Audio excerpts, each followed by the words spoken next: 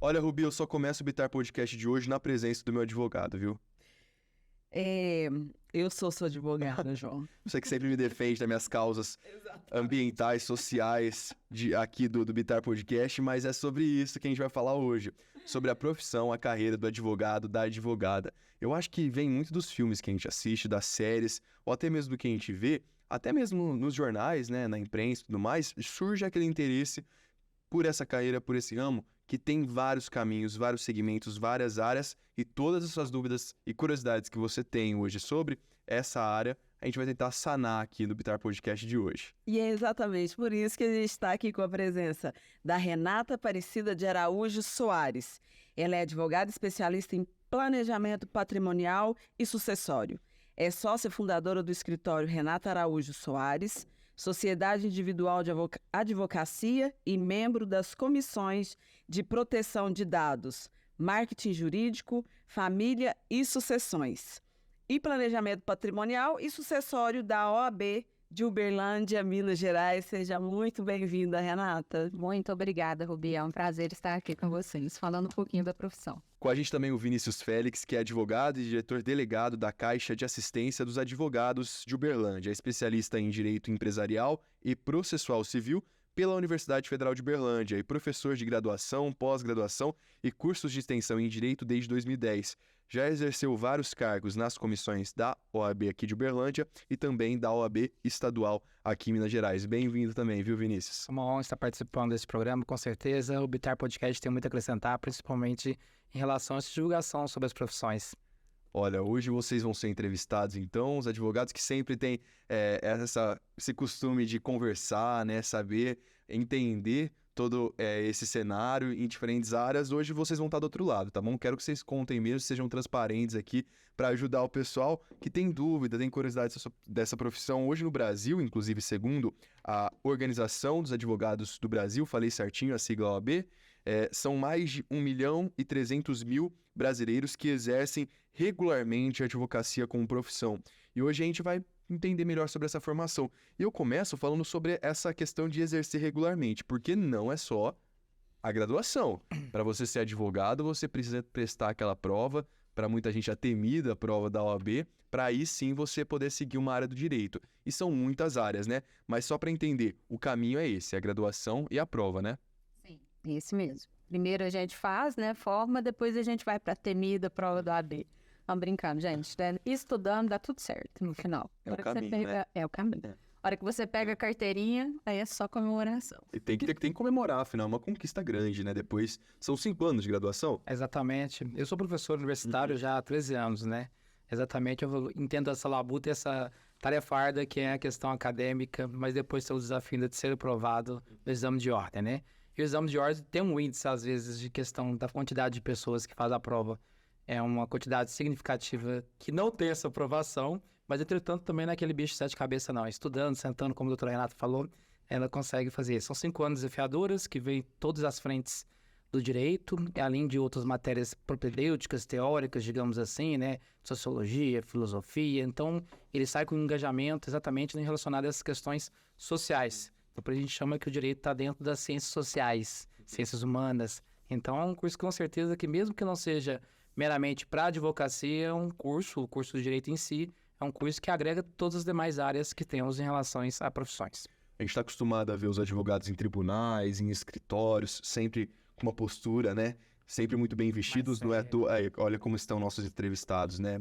E aí, mas eu queria que a gente voltasse lá atrás ainda, no momento que vocês foram escolher essa profissão. Então, vou começar com a Renata. Renata, o que mais chamou a atenção? Em que momento você falou, quero ser advogada? Aí é uma questão da minha família. Meu pai teve um prejuízo à época, ele acabou tomando um cano por confiar no fio do bigode da palavra, fez um negócio e confiou. E aí ele levou esse prejuízo e, na época, abalou muito a minha família. Eu falei assim, gente, eu vou fazer direito para ninguém nunca mais fazer isso com a minha família. E foi o que virou aquela chave. Eu escolhi o direito e me apaixonei pela profissão, sou completamente apaixonada pela área. aquele sentimento que, querendo ou não, é a base ali, que é injustiça, né? Sim. Aconteceu aquela injustiça e você viu uma maneira de resolver aquele problema e outros problemas, né? Porque eu vi que você seguiu vários segmentos aí do direito, né? Aí para entender, durante a graduação, já dá para fazer essa escolha em qual área do direito seguir ou é ao longo da trajetória, uma pós-graduação? Como que acontece? No meu caso, foi ao longo. Quando eu me formei, eu tinha aquela paixãozinha pelo direito penal, mas não na prática, assim, pela matéria em si. Eu gostava muito, minha monografia foi sobre direito penal. Só que quando eu me formei, peguei a carteirinha e comecei a trabalhar, eu fui para o mundo corporativo, passei por vários setores.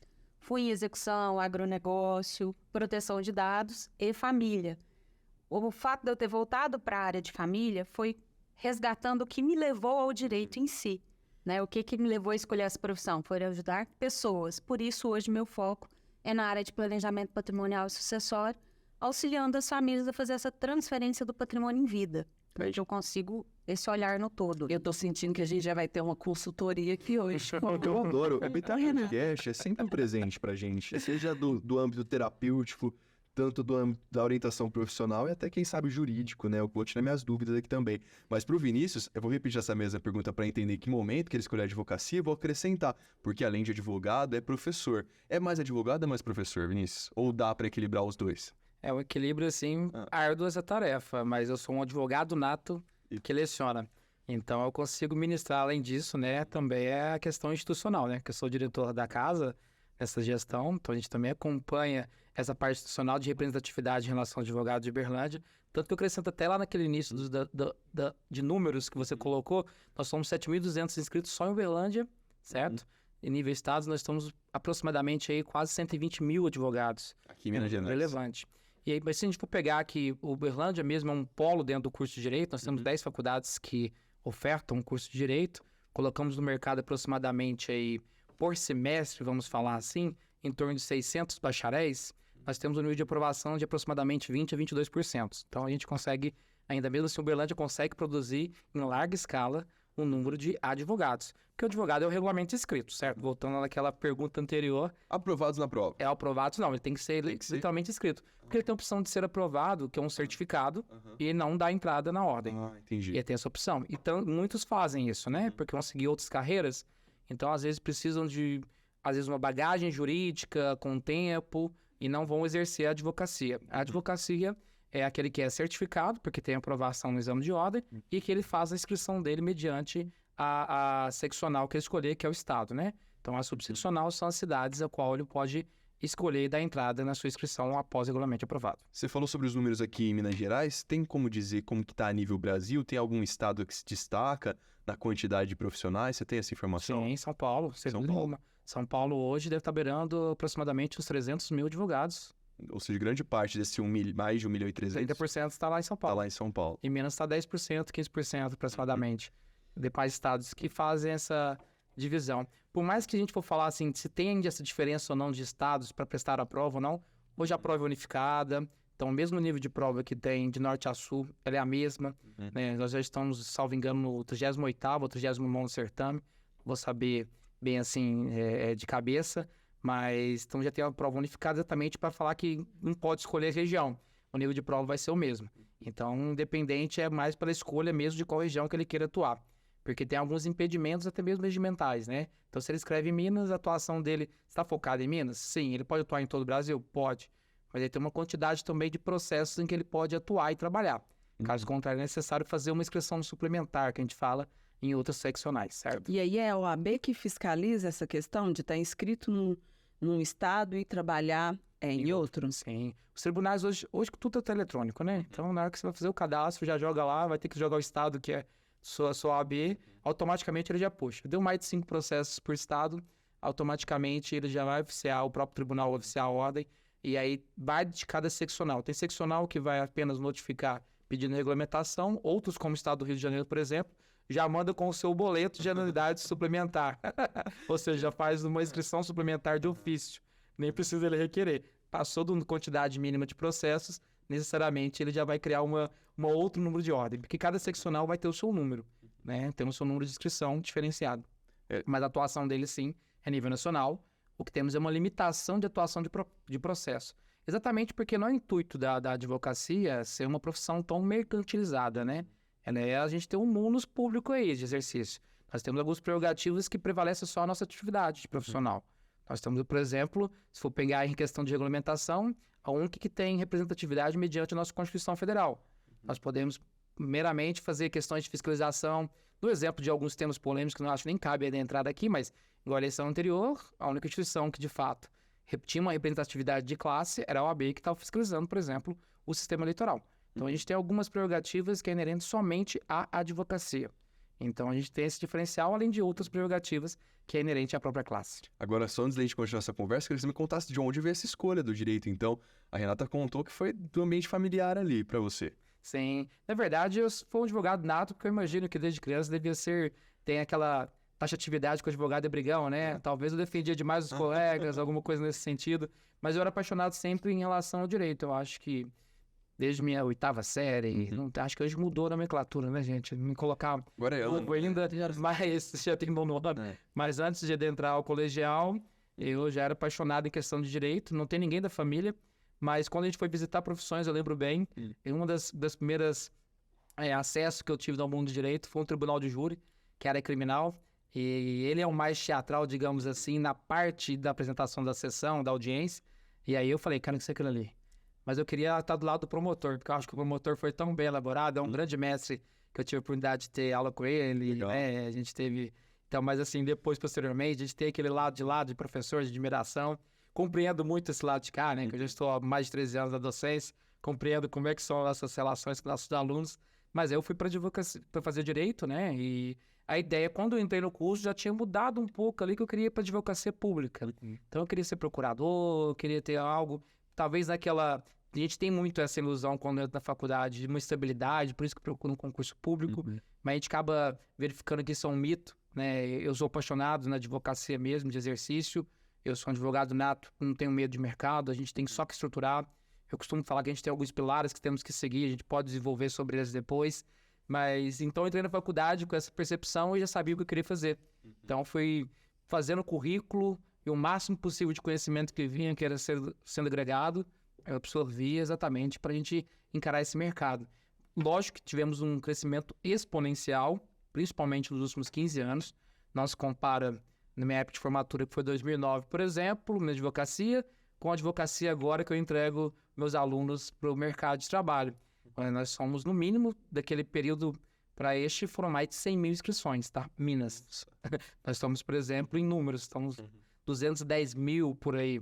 Naquele período estava 105, 107. Então, é mais de 100 mil que foram inscritos nos últimos 15 anos. Sendo que os outros 75 anos, né, que nós temos 90 anos, e o número foi de mais 100 mil. Então, o crescimento, ele tá exorbitante nesse sentido e continua em expansão, que é curioso, né? As turmas do direito de primeiro período, elas continuam sendo turmas gigantes, né? Independente de qual instituição que seja, ela continua sendo... É um dos cursos mais procurados, né?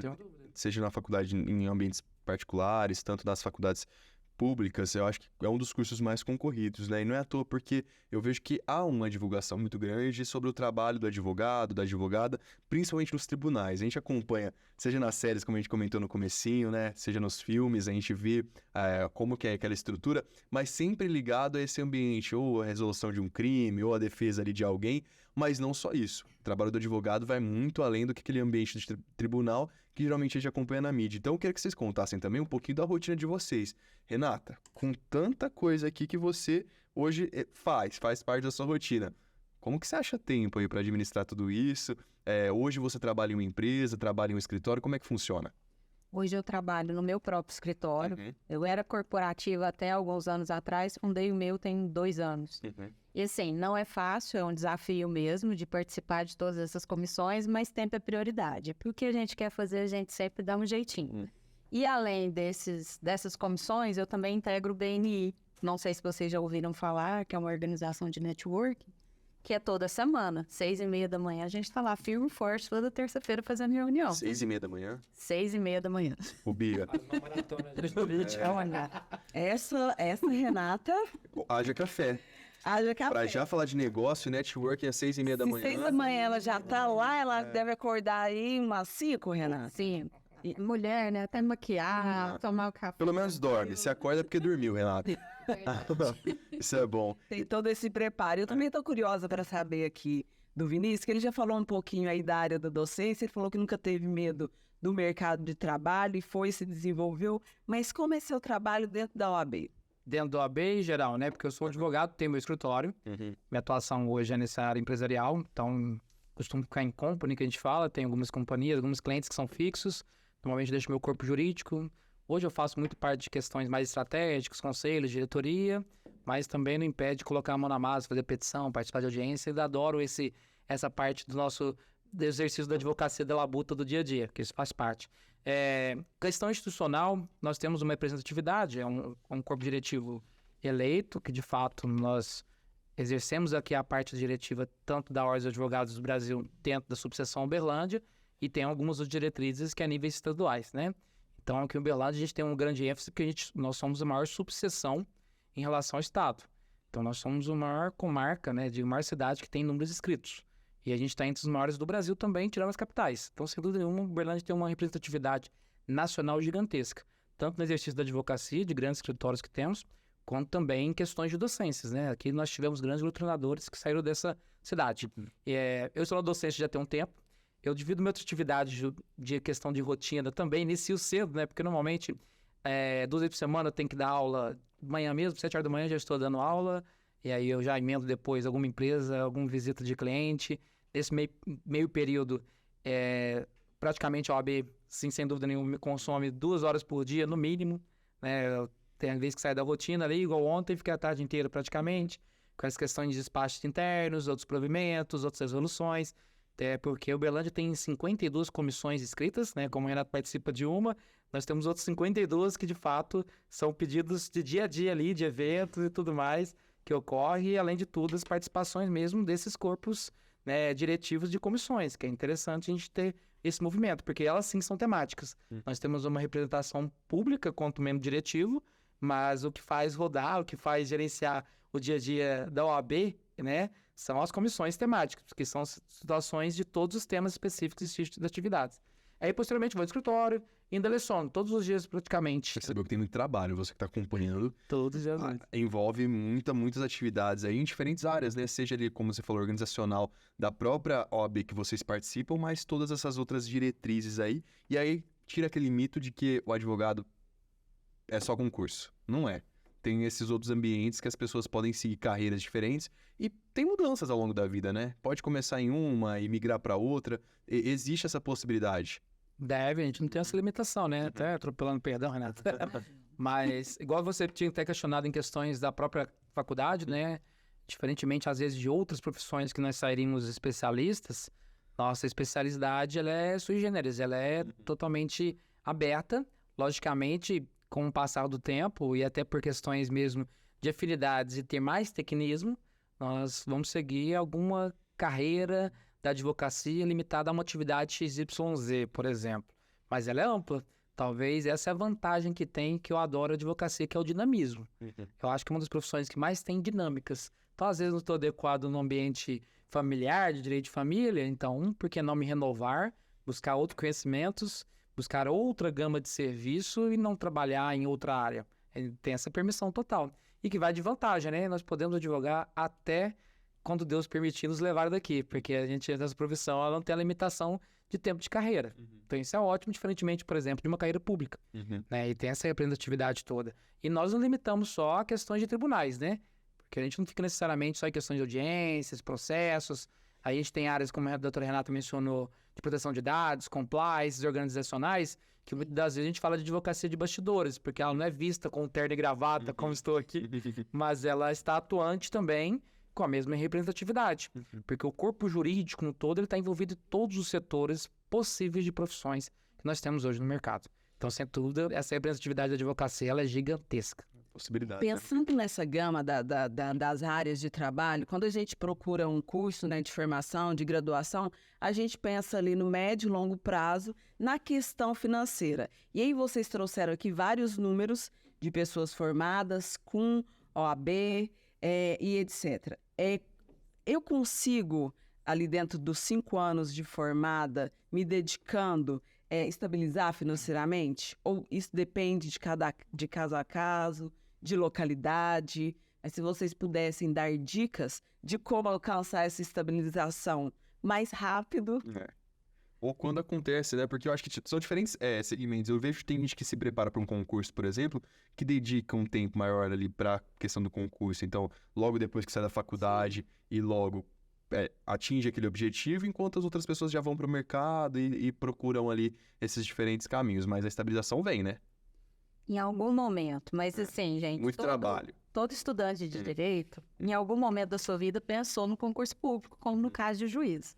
E eu trago aqui um exemplo bem interessante de 3 juízes que pediram exoneração da carreira para advogar, e hoje lecionam na internet. Um deles é o Zé Andrade, que é muito famoso em processo de execução. Ele dá dicas de sucesso ali. Mas essa parte de falar estabilidade financeira depende muito do nicho onde a pessoa está inserida. Se ela veio de uma família que já tinha advogados, não é o meu caso, eu sou a primeira da minha família a ser, né, advogada.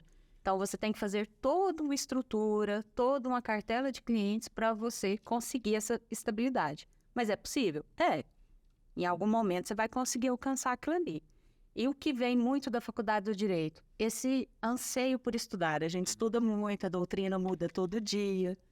Você pode fazer um leque de coisas dentro da profissão. Você pode advogar, você pode lecionar, como o Vinícius aqui bem faz, né? E alguns cursos é bem interessante, o professor hoje está bem remunerado, Vinícius, na área. Vamos para a advocacia. Deveríamos, né? A parte de docência independente de carreira, independente de qual profissão, né? Não é porque é professor do direito ou da arquitetura, da engenharia, mas acho que nossos professores dentro do nosso Brasil, nós sabemos que devemos ser mais valorizados. Entretanto, a busca de conhecimento é um desafio da docência para mim, tá? Porque eu adoro um ambiente de aula. Para mim é uma paixão. Eu sou advogado que dou aula, então a advocacia é minha atividade principal, mas a docência me desafia a ter conhecimento buscando constantemente, atualizando. Porque eu não me permito que, por exemplo, com quem esteja ministrando ou falando algo, talvez porventura, e vai ter naturalmente, né, essa equiparação de, às vezes, conhecimento acima. Porque não é nem por questão de hierarquia. Eu não acredito que sala de aula não existe hierarquia. São posições diferentes. O professor tem a sua atividade e o aluno tem um outro. Entretanto, o desafio do professor sempre tem que estar constante. Porque ele é base, ele é referência, ele é estrutura, certo? Mas puxando o gancho da advocacia, sem dúvida nenhuma, e eu conheço professores que são 100%, tá? Só para concluir, a gente compreende que somente dedicam a lecionar, né? Mas a advocacia é uma terra de oportunidades, sim, que deve ser bem estruturada. Eu trago uns pilares, por exemplo, que têm que ser seguidos, e aí pode ou não ser curto prazo ou pode ser longo prazo, mas de qualquer jeito acaba sendo um caminho a se seguir, né? Primeiro, conhecimento constante. Nós estamos num mundo do direito ali que o tempo todo tem uma atualização social que às vezes o próprio direito não consegue acompanhar em questão normativa. Então é necessário que o profissional esteja acompanhando a sociedade naquilo que ela necessita para que de fato ela cobre, modifica, evolui, faça uma ação XYZ, busque uma parceria, busque uma atualização. Então o conhecimento ele tem que ser constante.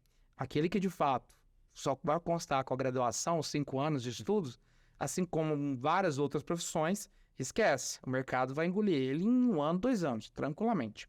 Certo? Então esse pilar é necessário. Tranquilamente. Porque imagina a quantidade de pessoas que são inseridas no mercado, o próprio curso de direito, por exemplo.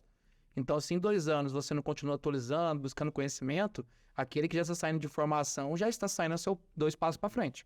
Então, se você não tem que estar caminhando junto ali e evoluindo constantemente. Então, conhecimento é um pilar que, de fato, a advocacia necessita o tempo todo, dependente do tempo de carreira. Eu conheço colegas que advogam há 40 anos e que, de fato, continuam estudando, buscando cursos, buscando melhorias, gostam de atualizar. Eu dou exemplo muito do nosso presidente aqui da OAB, né? O José Eduardo adora tecnologia.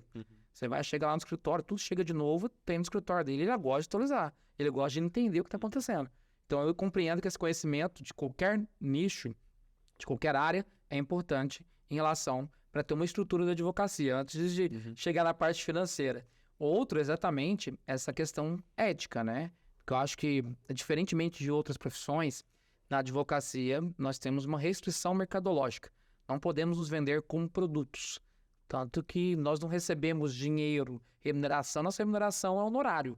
honorário significa honra pelo aquele serviço com o qual prestamos, certo? Então, a gente tem uma restrição mercadológica, comercial. Então, a forma que a gente tem exatamente de divulgar para os nossos clientes é o serviço que a gente faz bem feito, a prestação de conta que a gente faz com o nosso cliente, a transparência que tem no relacionamento com ele, certo? Tanto com ele quanto com o mercado, quanto a forma que nos apresentamos. Então, às vezes, a gente tem esse formalismo demais, entretanto, é um mundo formal sim, mas é uma forma de categorizar daquilo que a gente tem essa representatividade perante a sociedade. A sociedade nos enxerga de uma forma valorosa na advocacia, certo? Então, sem dúvida nenhuma, o segundo pilar, que é a questão de ética, ela tem que ser super respaldada e super destacada. E eu destaco o último, e normalmente eu deixo esse discurso até para entrega de carteiros. Então, quem faz entrega de carteira está, consequentemente, direto habituado, que é exatamente o network, o contato, né? Nosso contato ele é constante. Se a gente está falando de uma área que a advocacia nos permite estar em todos os setores, todos, não tem um setor que você vai ter que ter uma regulamentação jurídica, certo? E o advogado é um profissional preparado para isso. Então, qualquer setor você tem que ter um contato daquilo que você de fato precisa resolver. Então, por isso que eu incentivo bastante, né? Então, se tivesse um caminho a transcrever daquilo que passamos, obstáculos nós já vivemos, né? De fato, desde o início da faculdade, já começa a fazer seu contato, sua rede de relacionamentos. Tem a oportunidade de fazer um congresso, XYZ, uma palestra, estar dentro da ordem, porque nada melhor do que estar no próprio nicho profissional, o qual disponibiliza, porque é uma rede de contatos. Tem alguma palestra XYZ em qualquer outra instituição frequente, busque outros conhecimentos. Costumo falar que o professor não tem essa premissa verdadeira, ele pode ser questionado, deve ser questionado. Eu prefiro incentivar a curiosidade do que, de fato, ser algo que é taxativo. Então, busca essa outra. Fulano tem posicionamento sobre isso, foi que ótimo. Sinal que buscou, vamos entender. Então, esses 3 pilares, aí sim eu te dou uma estrutura na advocacia, que é exatamente conhecimento, ética e contatos, network. Com eles, aí sim, estamos preparados no mercado para encará-lo, e aí podemos ter a vantagem que a advocacia dá em relação a qualquer outra profissão, né? Eu costumava usar até uma terminologia mais chula, né? Achar a boa. Talvez você vai atuar num nicho trabalhista, consegue uma ação demandada interessante. Você consegue entrar no nicho empresarial e, às vezes, conseguir um cliente que, de fato, justifica toda a sua estrutura de escritório, certo? Então, tem essa oportunidade na advocacia. Pode ser hoje, pode ser amanhã. Então, diferentemente no setor público, que te dá estabilidade, às vezes, falsa estabilidade financeira, porque o seu salário é limitado, tem uma limitação, a advocacia ela é desafiadora em questões de autonomia, de liberdade, certo? Principalmente essa questão de busca financeira, que precisamos ser realistas, porque a gente entende que é um mercado que, porventura, tem uma quantidade de profissionais habilitados para exercê-la. Entretanto, como qualquer outra profissão, né, o próprio mercado já faz esse filtro, principalmente se não seguir esses pilares. Não é à toa que a Renata acorda 5 horas para fazer reunião às 6h30, né? É assim, é dessa maneira o caminho, muito trabalho. Network. E assim, só complementando um pouquinho do que o Vinícius falou, não é só a parte jurídica que você tem, né? Porque você trabalha todo um compliance antes, você pode fazer uma consultoria de um contrato que também rende honorários. Hoje, a maioria das empresas ainda estão adequando a Lei Geral de Proteção de Dados, que é aquele compliance de tratamento, para não trazer um problema jurídico lá na frente. Então, tem toda essa atuação. Realmente, o direito ele abre um leque para o profissional. E aí, cada área vai ter sua concorrência, mas também tem seus diferenciais. Ó, João, ouvindo aqui a Renata e o Vinícius, eu sou professora na rede municipal aqui de Uberlândia do ensino fundamental. Nós teria um diferencial na vida de todo aluno se tivesse uma disciplina ou então um módulo semestral ou anual de direito para a criançada? Eu fico imaginando que eu fico imaginando o Vinícius na sala de aula. Falando Esses debates que tinha, até o professor. E eu acho que é interessantíssimo dizer, porque não só o direito enquanto profissão, mas o direito enquanto a nossa rotina, como você falou, né? O direito ele está aplicado em qualquer segmento que a gente precisa atuar. Não só na profissão, mas eu vou depender em algum momento, ou quase todos os dias, de alguma resolução do direito, né? Afinal, a gente vive sob uma Constituição que é defendida através do quê? De direitos. Então, acho que a partir do momento que a gente está inserido nesse âmbito, acho que falta, né, essa aproximação, principalmente no ambiente escolar, que é o de conteúdo, ali onde a pessoa está iniciando aquele conhecimento de mundo, fazer essa aproximação com o direito. Não é à toa que a OAB tem esses projetos de aproximação, de levar um pouco mais dessa vertente do que é o direito para as escolas. Ou Sem dúvida, tem uma comissão até específica de direito na escola, né? Legal. Não tenho tanta propriedade para falar, de fato, dos trabalhos exercícios para eles, mas eu sei da forma que levam isso a outras instituições. Já deixamos aberto para a instituição Bittar, a qual admiro muito, sem dúvida nenhuma, né? Os trabalhos de anos realizados, mas leva sim, porque a gente é pilar, né? O curso do direito em si, ele é pilar da questão cidadã e social. Ele acompanha o tempo todo, como já ressaltei, a evolução social. Na verdade, ela está em conjunto, né? Se eu fosse dar uma aula aqui de introdução ao estudo do direito, que faz parte de umas matérias que eu até leciono, eu gosto muito de matérias práticas, mas eu leciono uma matéria propedêutica aqui. Mas se for falar sobre isso, exatamente a evolução social. Tudo aquilo que você faz, interfere, tem uma regulamentação, porque exatamente tem aquela premissa maior, né? O direito está onde o homem está, e o homem não nasceu para viver só. Ele precisa viver em sociedade, ele nasceu para viver em sociedade. Então, se ele vai nascer em sociedade, ele precisa regulamentar algo. Ou sua convivência, ou a forma de gerenciar. Porque, caso contrário, ele está só questões internas dele que faz esse controle social dele. Quando, a partir do momento que ele vai conviver com o outro, necessariamente o direito está lá. Mesmo que seja implícito. Mesmo que às vezes a gente não enxergamos. Mas tem toda uma regulamentação. A vestimenta que você está aqui, ou a própria regulamentação do próprio programa, do podcast aqui existido, do Bittarcast, já é uma regulamentação que com certeza está amparada em algo normativo. Talvez não diretamente, mas sim que tem esse relacionamento. Isso é tão verdade, eu preciso contar aqui para vocês. Além de professora, eu sou formada em teatro, sou atriz.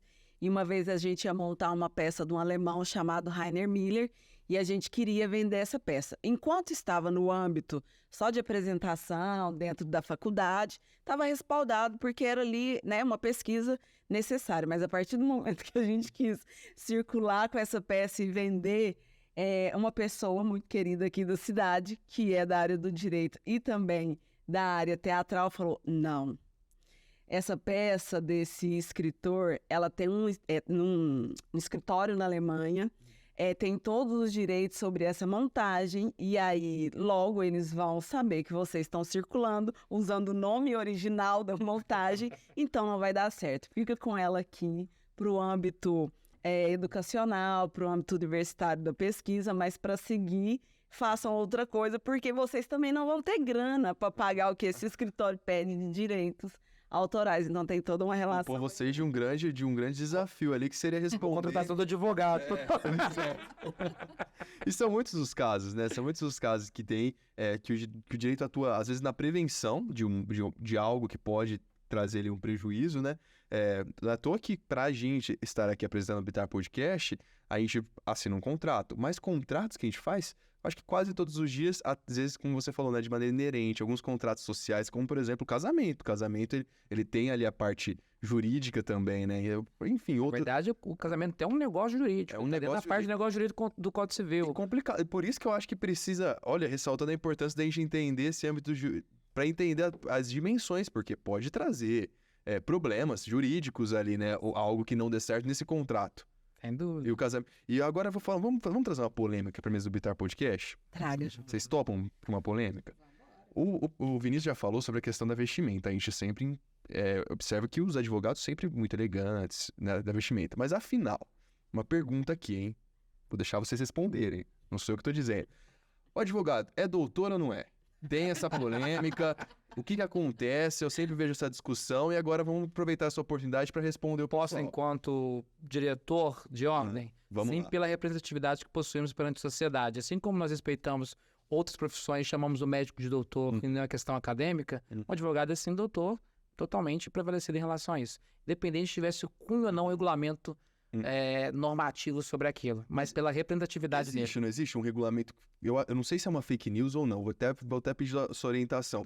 Falam do decreto, do imperador. Exatamente. E ela não foi revogada pela Constituição, então está mantendo a atividade. Sim, mas entretanto também até pela cordialidade. Nós temos em questões que devemos ter tratativa de cordialidade entre as tratativas entre os pares, né?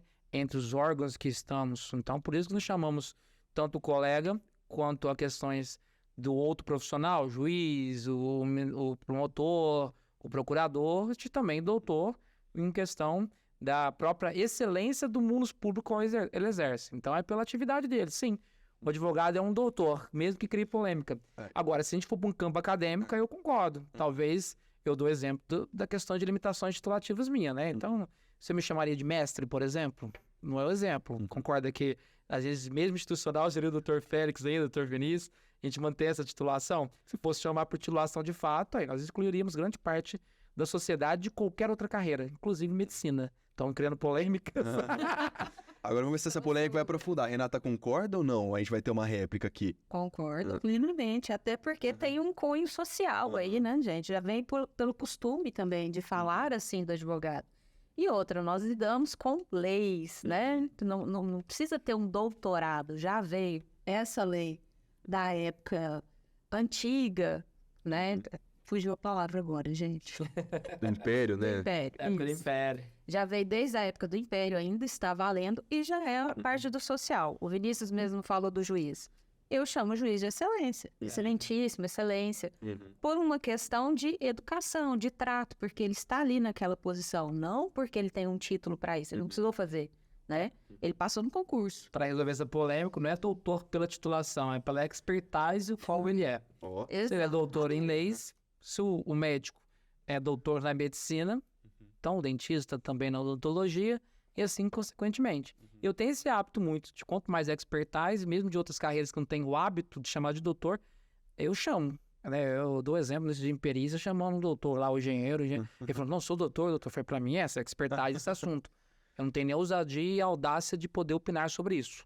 Até porque hoje a gente já vive, principalmente questão de informações e trazendo mais polêmica, né? O tempo todo a gente tem esse tribunal de verdade, internet, daqueles que conhecem um pouco mais, porque o Google te determinou em relação a isso. Mas, de todo fato, quando a gente tem essa representatividade, não é um doutor pela titulação, é pelo qual ele representa e a expertise do assunto ao qual ele é. E aí a gente resolve essa polêmica. E eu vou dizer que eu acho que a gente tem desafios maiores do que a discussão da nomenclatura, né? Não, acho que imagino, hoje, a gente falando ainda da sala de aula, Rubia, agora só antes de eu fazer uma pergunta para eles, tem muitos alunos que comentam sobre essa vontade de exercer a advocacia? Sempre tem, sempre tem. É até motivado por aquilo que a gente conversou aqui nos bastidores. Existem muitos filmes, muitas séries que retratam esse universo da advocacia e os alunos... inclusive, eu já fiz montagem dentro de sala de aula para apresentar ali para as outras turmas desse universo do direito, com tribunal, com júri, com réu e tudo mais. Júri simulado, eu tive na minha escola, na minha época de nono ano, né, Vinícius? Que eu tava sério ali no nono ano, eu já era nono ano. Um pouco, eu já não tive isso no ano. Mas eu tive essa experiência do júri simulado. Ali até me criou uma vontade de exercer a advocacia, mas eu tinha certeza que eu ia querer falar mais que o réu, mais que o juiz, mais que todo mundo. Eu falei, não, eu vou pro jornalismo mesmo, que eu vou ficar um pouco mais confortável. Mas é legal a gente entender, porque, querendo ou não, seja pelo filme, até mesmo da família, acompanhar algum caso, aí ver a mãe, o pai precisando de um advogado, a avó, o avô. E aí, pensando nisso, Renata, você que principalmente tem essa expertise, como disse o Vinícius, tá vendo como a gente vai já criando um lexo aqui? Principalmente anotando as nomenclaturas. Quer evitar o juridiquês, mas vai anotando. Não, mas é importante, vai acrescentando para esse ambiente, né? Mas assim, sobre essa questão não só do patrimônio, desse gerenciamento do patrimônio, ou seja, falando um pouco de família, como disse o Vinícius também, da questão da Lei Geral de Proteção de Dados, essas coisas que têm tornado um pouco mais próximo a importância do ambiente jurídico, da nossa vida, que é inerente, ou seja, estou existindo, preciso respeitar uma Constituição, preciso...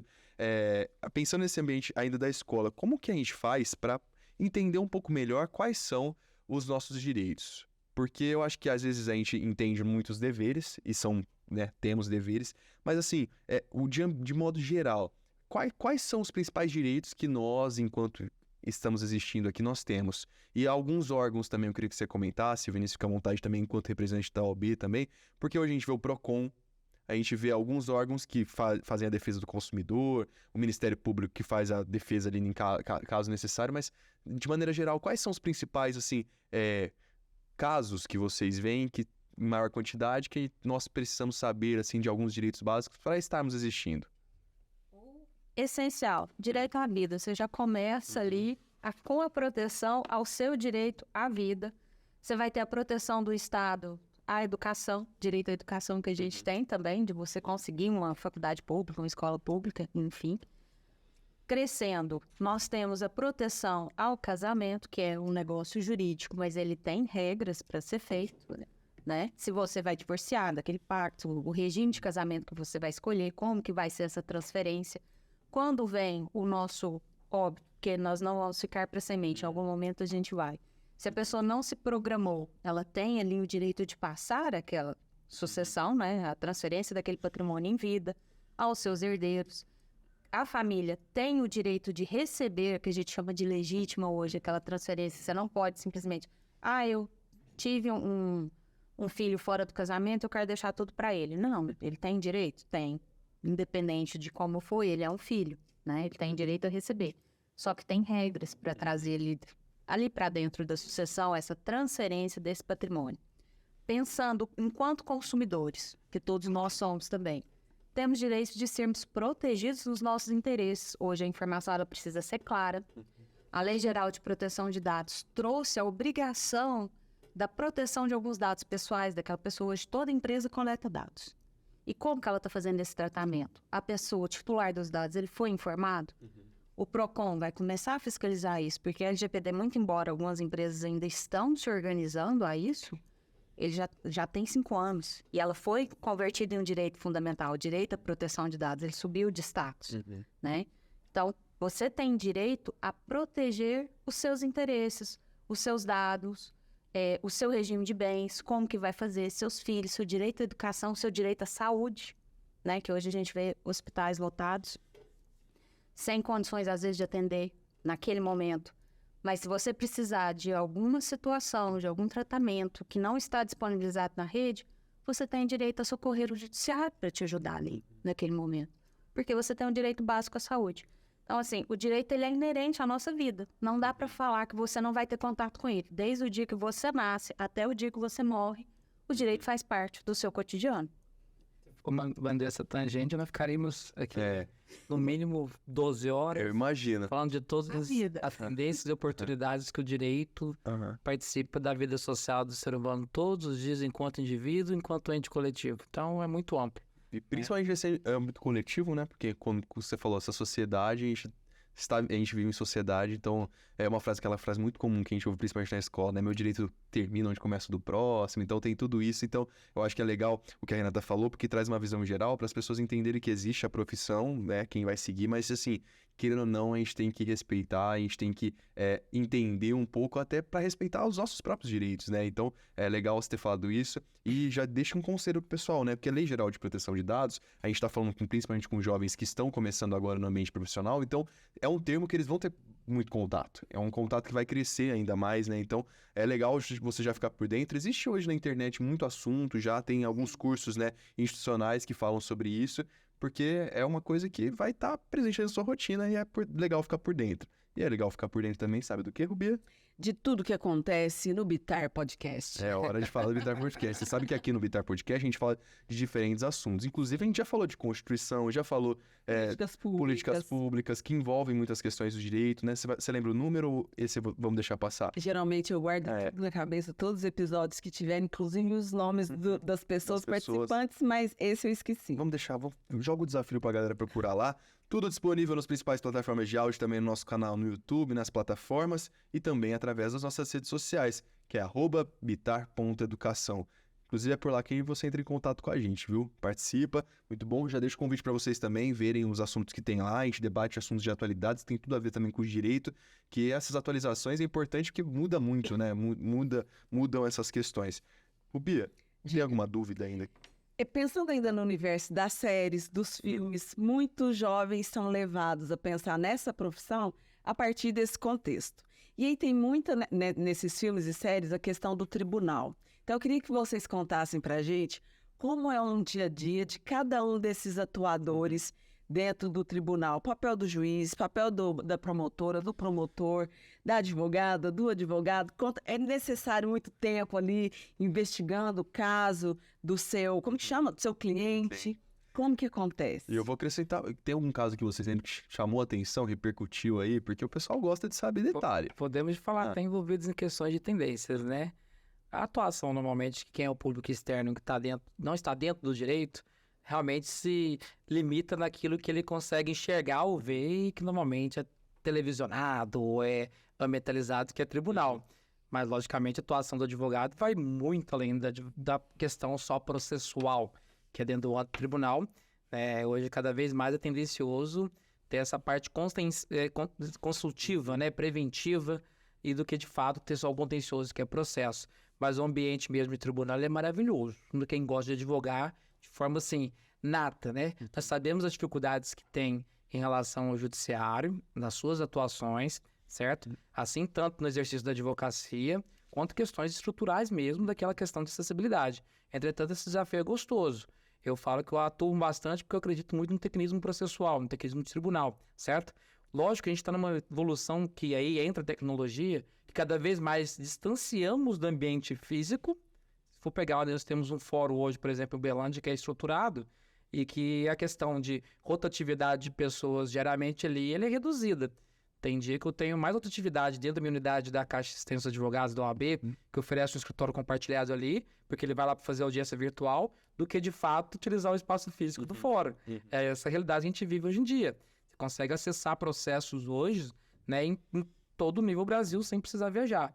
Então, é uma evolução que a advocacia fez e fez uma virada de chave até brusca, né? A pandemia fez essa aceleração de questão de tecnologia envolvida.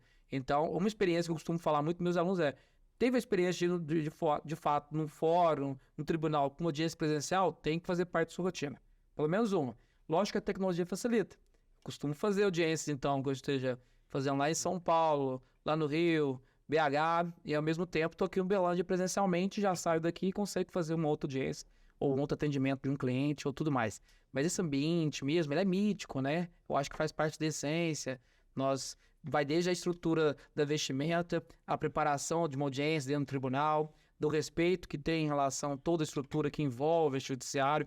Então, por isso que eu falo que é muito gostoso de participar, principalmente ter essa experiência. Então é sim validado, mas não podemos comparar daquilo que verificamos em séries, principalmente estrangeiras, né? Série americana, que é um outro tipo de ordenamento jurídico, né? Lá a gente tem uma outra preparação que é muito mais baseada, por exemplo, em costumes, falando de forma bem leiga e rápida. Lá temos o que a gente fala de costumes de precedentes. Aqui nós estamos no ordenamento jurídico que é mais positivado, né? E cada um tem suas premissas importantes, não quer dizer que seja melhor ou não, né? E eu acho que cada vez mais o Brasil vai sim evoluir. Tem que ter essa tendência que um tribunal, quando eu falo tribunal, é o ente figurativo enquanto processual, certo? Vamos utilizar dessa forma a linguagem. Que o processo ele ainda continua sendo necessário como mecanismo de buscar de fato seu direito, quando ele é limitado em outras esferas. Mas é cada vez mais tendencioso que a parte contenciosa, a mediação, a conciliação, a resolução desses conflitos, cada vez menos estejam indo para o judiciário e sendo resolvidos em outras esferas e continuam tendo essa mesma validação questão processual. Nosso Código de Processo Civil, por exemplo, ele valida uma homologação do acordo que seja extrajudicial e tragam ele lá e tem a mesma eficácia, a mesma força. Então, cada vez mais, eu acho que se for falar de tendências, é exatamente quem está indo para o mercado, na advocacia, mudar um pouco essa mentalidade processual. É gostoso ter essa experiência de tribunal, entretanto, cada vez mais procurar outras alternativas desse litígio que, porventura, possa acontecer. Essas esferas administrativas. E aí sim entram os outros órgãos. Nós temos políticas de órgãos interessantes dentro de Uberlândia, dentro do Brasil. O PROCON é um exemplo, o MP é outro, que concilia bastante, buscar as partes e antes de ajuizar qualquer situação, tenta resolver de outra demanda, né, ou de uma outra, digamos assim, de uma outra particularidade, trazer a parte, explicar o que pode, o que não pode. Então a gente tem vários órgãos nesse sentido, então cada vez mais acredito que a gente vai para um caminho que seja termos menos acesso ao tribunal, ele vai existir ainda enquanto questões de resoluções daquelas que sejam extremas, e nós devemos sim mudar essa mentalidade que é cultural do brasileiro de tudo falar que é processo, tá? E cada vez mais se quer resolver, porque a gente está falando de uma situação cada vez mais só enchendo o sistema. O sistema nosso ele é saturado, a estrutura. São poucos servidores, poucas estruturas mesmo físicas para trabalhar com uma demanda assim, massiva, chega a ser massiva. Então a gente tem que limitar que essa esfera do tribunal vai ser necessária, vai ser bom, se prepare para isso, que é tudo um mecanismo, né? Eu estava falando anteriormente da forma como eu cheguei aqui hoje, né? Antes de nós começarmos nosso bate-papo, eu estava preparando que eu tinha que fazer uma sustentação oral no tribunal, lá em Belo Horizonte, por aqui em Uberlândia. Então era virtual, mas tinha toda uma preparação, né? Até o ambiente, eu tento me regulamentar em relação a isso, entrar no clima para poder, de fato, exercer da melhor forma possível os interesses daqueles que eu estou representando. Então o tribunal é um ambiente gostoso que deve, sim, ser trabalhado, não com um medo, mas sim que ele está lá com mais uma ferramenta para resolver aquele conflito que existe dentro da sociedade. Quando se fala de série, mostra-se muito nessas séries o tribunal do júri, né? É maravilhoso. A não ser que você vá para a área criminal, você não vai ter tanto aquilo ali. A audiência é o juiz da outra parte, o advogado da outra parte. É algo mais simples. Mas não deixa de ter sua preparação, sua importância. E sim, muito válido, como o Vinícius Bezos falou. Agora, pensando nesses casos que chamam a atenção, porque as pessoas costumam reparar muito na mídia, principalmente os casos criminais que têm uma cobertura, eles acabam repercutindo muito, né? E aí tem, desde quando o crime acontece, então aí tem todo aquele processo da investigação da Polícia Civil que conclui um inquérito, logo em seguida tem todo aquele processo jurídico até ser julgado, e até esse julgamento, muitas vezes, alguns casos que dá para lembrar o caso Eloá, enfim, casos que tiveram essa repercussão jurídica, que as pessoas acompanharam cada etapa do processo na televisão, enfim, na mídia e até o julgamento. E pensando nessas situações, teria algum caso que vocês poderiam contar aqui no Bitar Podcast que chamou a atenção de vocês, seja o que foi marcante, ou até pela maneira que se deu a resolução, que foi conduzido? Tem algum que vocês poderiam... Eu acredito que todos esses casos até mencionados e outros recentes, nós temos que partir da premissa seguinte: hoje essa geração principalmente está tendo acesso, é a melhor forma de acesso à informação que existe. Só que por mais que muitas das vezes não sabe como trabalhar com esses dados disponíveis, porque cada um cria um conceito sem de fato interpretá-lo, analisá-lo, acaba criando o seu conceito interno e aí julga esse tribunal de verdade que existe na internet. Por isso que muitos dos casos que sejam mais polêmicos tornaram mais evidenciados em questões de mídia, porque sempre ocorreu. Por isso que eu falo que a parte criminal é um dos primeiros acessos que tem do estudante de direito, principalmente ele quer no início da carreira, porque é o que a sociedade vive direto e é o que forma mais externo, porque a mídia leva isso. Ela quer levar isso de uma forma que é mais atuante. Mas, por exemplo, em outras questões empresariais, trabalhista, família, são casos de relevância que às vezes a mídia não protege tanto, né? Eu acredito muito que ainda todo o processo, tudo aquilo que vai de fato para um julgamento, ele tem que seguir a questão de tecnismo processual, que pode ser bom ou ruim. Então, eu nem adentro no caso de um caso específico. Então, às vezes a gente fala, mas ele teve um homicídio, ele matou, ele roubou. Não seguiu um determinado rito processual, então ele realmente vai ter algumas brechas que porventura vai discutir que ele foi anulado ou não deu aquela procedência que na verdade a sociedade queria. Então, de fato, essa afetação de julgamento, aí sim eu valorizo bastante o tribunal como processo. Deve existir ainda, porque tem que seguir um rito, tem que seguir a carta de processo, e nós, advogados, aí sim temos que ser defensores desse rito processual. Eu costumo falar como professor mesmo de processo. O processo não se inventa, está lá. O procedimento existe numa lei, a forma de se gerenciar ele. Então, mesmo que porventura pode ter magistrados, membros do Ministério Público, advogado de outra parte, que tentam maquiar ou criar outros tipos de procedimentos, o procedimento ele é único. Eu acredito meramente no tecnismo. Então, independente do caso que seja polêmico, né, toda a forma que ele foi julgada, eu acredito piamente que teve sim uma proteção em questão do que o judiciário que de fato queria analisar.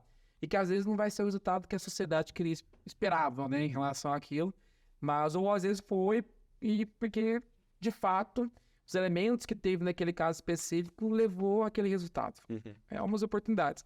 Então, mas a gente fala de casos o tempo todo, né? Eu trago até outros cortes superiores. A gente está na maior evidência, porque na verdade a mídia agora está em destaque em qualquer tipo de julgamento que existir. Antigamente ninguém tinha interesse, por exemplo, em ver um TV Senado. Você já viu o TV Senado quando você era criança? Não, né? TV Judiciário. Hoje, hoje a mídia já coloca. Mas você já viu uma sessão do TV? Cara, eu assisti até a sessão da Câmara da minha cidade, pra você ter uma ideia. A TV, eu gostava. Eu imagino que deve ser maravilhoso.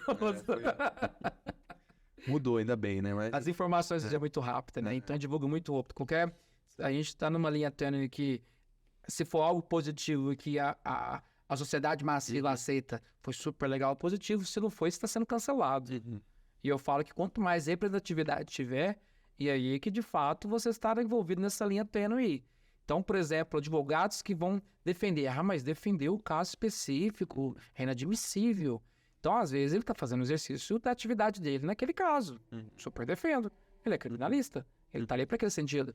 E se tiver uma situação que foi injusta? Eu dou exemplo agora de uma peça que a gente vai ter aqui em Uberlândia, que a OAB está apoiando, que é o caso dos Irmãos Naves, né? Que foi super famoso. Ela é a maior atrocidade judiciária.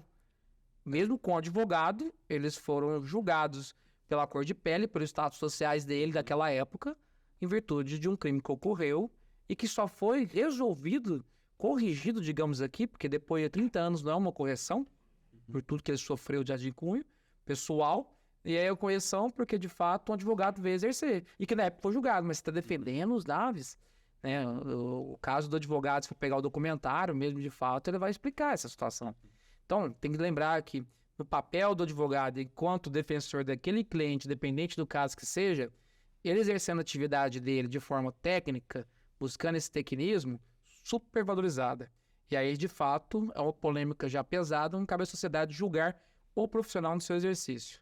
Ele pode até dar a sua opinião em relação àquele caso, mas não julgar tanto o caso, porque ele não teve acesso e não tem essa expertise sobre isso, mas também quanto o exercício do advogado, que ele sim tem que ser inviolável para proteger o melhor interesse dos clientes dele. E isso eu sou taxativo em relação a esse defeito de prerrogativa que seja do exercício da advocacia. Olha aí.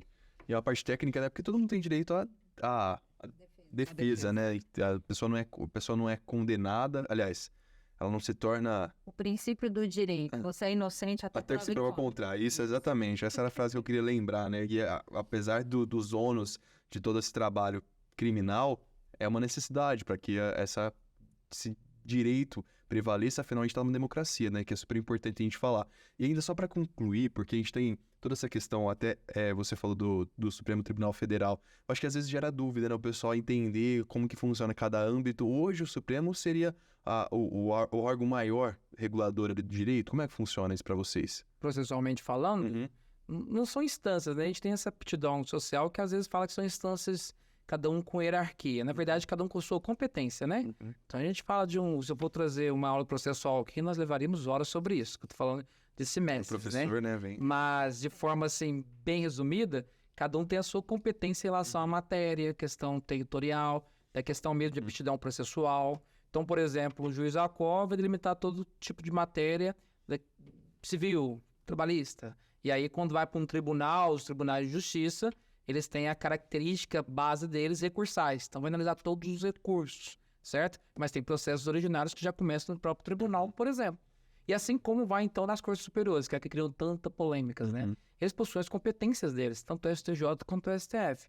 A gente fala de um STJ, Supremo Tribunal, o Superior Tribunal de Justiça, desculpa, a gente está falando de proteções de cunho, tudo aquilo que leva de natureza de lei federal ou ordenamento federal de suas interpretações. A gente falando do STF, tudo aquilo que tem natureza constitucional e interpretações constitucionais pertence a eles. Não importa se foi esfera originária, ou seja, processos que originam lá, ou recursais, porque chegaram até eles em virtude da discussão que está tendo, que é constitucional ou federal. Isso é um resumo processual do esqueleto que existe. Então o STF tem uma hierarquia sobre outras decisões? Não. Às vezes, determinados tipos de decisões que não são competências constitucionais não pertencem àquela corte. Assim como outras que pertencem a questões de direitos de ordenamentos federais, vai ser só do STJ. Nem chega a ser analisado no próprio possível STF. Então, é um exemplo dessa questão de configuração sistemática. Hierarquia existe? Não. Isso eu te afirmo. Existem questões de competências e afinidades de cada órgão, ele é responsável por aquilo. Eu vou só aproveitar aqui e voltar numa fala anterior do Vinícius, que você citou o caso dos Irmãos Naves e falou do filme. E que agora vai ter uma peça aqui em Uberlândia. Para quem ficou curiosa, existe um filme, um documentário na internet e também tem atores e atrizes de Araguari que tem essa peça há mais de 3 anos. Né? São eles. Um abraço para o Samuel Gonçalves, que é meu amigo. Nessa versão agora, ele tá como ator, já foi produtor também dessa montagem. E é super interessante para quem ficou curioso. Tem o caso aí na internet. Você falou, Vinícius, a gente já entendeu aqui, pela fala do Vinícius e da Renata, que o curso de Direito é um curso que requer aí muito estudo, afinco e leitura. A carga teórica é grande? Quer que eu responda? Professor. Estou falando de mais ou menos 200 a 300 horas ali por semestre. Deve ter aumentado. Eu me formei já tem uns dias. Hein? Então a carga horária é gigantesca. A gente falar que for pegar ali por questão de regulamentação mesmo, a gente tem estruturas de faculdades diferentes, tá? Sim.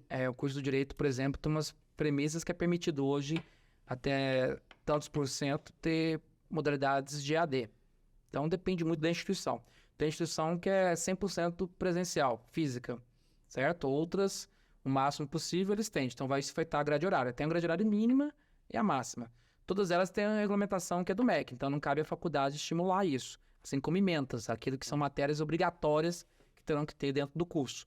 As faculdades normalmente têm essa liberdade em questões de matérias optativas. Essa que é a liberdade dela. Quantos por cento que ela vai oferecer de forma em plataformas hoje virtuais, se vai oferecer, e aí quais matérias de fato ela pode ter uma modificação ali na grade dela, que aí às vezes vai ser um diferencial de uma faculdade a outra, né, nesse sentido.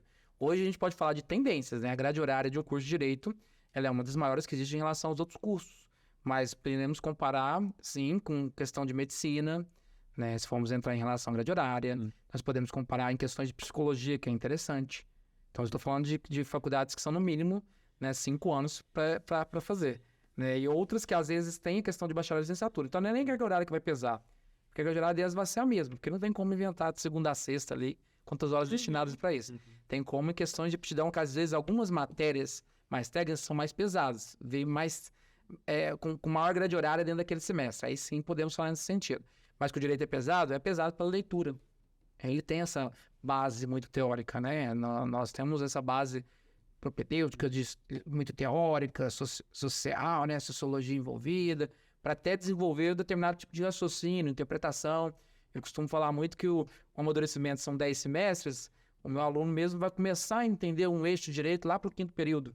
Os 4 primeiros períodos, ele já até tem acesso a algumas matérias interessantes ali do direito mesmo, direito penal, civil, mas que de fato começar a interpretar, entender, ter um amadurecimento após a metade do curso. Se eles de fato continuarem estudando, né? Porque a gente tem que pegar nossos alunos também, que alguns vão levando à faculdade. Mas de fato esse amadurecimento dele é mais progressivo. E eu pego isso em comparação até com outros cursos, tá? Eu tenho colegas, né, amigos que lecionam em outros cursos, também seria a mesma base. Grade horária, tanto não é ela que vai pesar. Eu acho que, imagino sim, seja a afinidade. A afinidade do curso de Direito é necessária. Você não gosta, vai encarar um curso que de fato não tem uma afinidade, sabendo que principalmente no início dele é muita leitura demasiada e não leitura específica, às vezes é uma leitura geral sobre vários assuntos. Se você não tem essa aptidão, te garanto que não passa do primeiro ano. E aproveitar que a Renata formou há alguns dias, né, Renata? O Vademecum é o principal livro que vocês utilizam na faculdade? Como é que funciona? O que é o tal do Vademecum? Que é bem famoso também, né? O médico é o código, É o né? código. Onde está ali toda a legislação. Código Civil, Código de Processo Civil, Código Penal. Processo Essencial para um advogado. Penal. É a bíblia dele. Vamos colocar assim. É o que ele vai levar para tudo quanto é lugar. E o Vinícius mesmo comentou do STF, STJ, eles trazem jurisprudência, você vai ter que estudar, atualizar. O advogado deve estar sempre estudando. Vocês viram aí algumas pós, mas assim, faz parte da nossa vida essa atualização. Legal. Então, não importa se formou hoje, eu me formei em 2006, então já tem um tempinho, mas você tem que estar sempre atualizando, porque o direito muda, ele segue a sociedade. Então, ele acaba atualizando, vem novas leis, novas interpretações. Mas tem uma vantagem, né? Hoje de internet, a internet facilita. Você imagina que vamos pegar aqui, mesmo geração nossa, que tem uma diferença grande da geração atual de acadêmicos, né? Eu pego o ciclo até 2010, 2020, 20 até 2030, que vai ser outro. A internet, muito fácil. Então, o Vademecum, às vezes, ele já começa a ser esquecido. Eu já aprendo meus alunos hoje. Porque ele vai entrar no celular hoje e consegue já baixar a codificação que ele quiser, de forma atualizada e direto do site oficial, do Planalto, tudo mais. Então, vai se tornar um livro que, às vezes, ele é útil na questão de aprendizado, mas dispensável em questão de carregá-lo. Até o Vademecum tá mudando, então, tem se transformado, né? Sendo... Hoje é o celular, né? Hoje gente? é o Não celular. adianta. Tudo é celular. E vai para tendência de tecnologia cada vez mais. O que me preocupa e que tem que incentivar é o que fazer com esse acesso de informação. Porque o que a gente tem de informações incoerentes, né, não verdadeiras, digamos assim, essas aí que cada vez mais nós temos que combatê-la. Porque, principalmente para quem vai para esse mundo jurídico, né, do direito, da advocacia, ele tem que se preparar e ter um filtro do que de fato é relevante e interpretativo, que de fato é meramente opinativo da internet, porque a gente vai ter todas essas receitas disponíveis, mas que é uma ferramenta interessante. Com certeza o Vadimeco, ele deve estar entrando, já está entrando, né, em aposentadorias, e porque cada vez mais vai estar tendo, vai ter o Vadimeco eletrônico, tem aplicativos para isso já hoje em dia. Então, pessoal, meus meninos já levam lá o celular já e já baixam lá. Às vezes eu peço aí, ó, dia de prova, vamos limitar a rede aqui, manda antes para não evitar essas polêmicas de cola, alguma coisa, mas ele vai ser um livro que com certeza a gente já tem disponível em outras plataformas. E isso é bom, utilizar a tecnologia no nosso favor. Rubia, não, isso aí, enquanto fã de Viola Davis, o que você achou dessa aula que a gente teve aqui? Eu acho que eu vou ficar só no teatro, vou só interpretar a Viola, acompanhar a série.